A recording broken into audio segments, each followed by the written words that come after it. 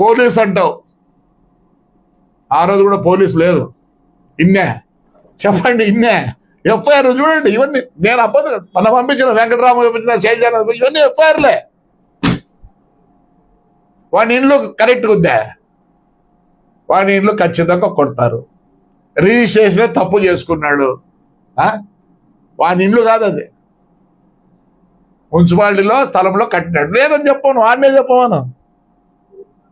Very sorry Jagan, మా బాధ అర్థం చేసుకో. ఎవరన్నా రావద్దంటానన్నా, ఎందుకు రాకూడదు?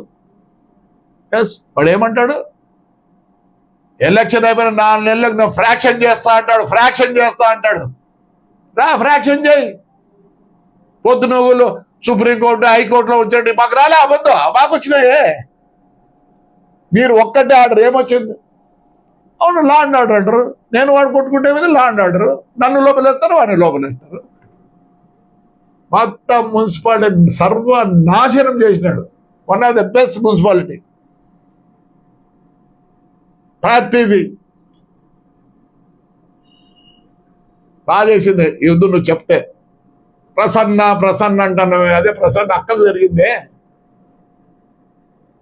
2 బూతులు తిట్టాడు ఆవిడ వచ్చి ఇంట్లోకి వచ్చే. మాకు తెలిసి ఎట్లా గౌరవించాలో, ప్రతి ఒక్కరిని గౌరవిస్తుంది. బాధాకరం.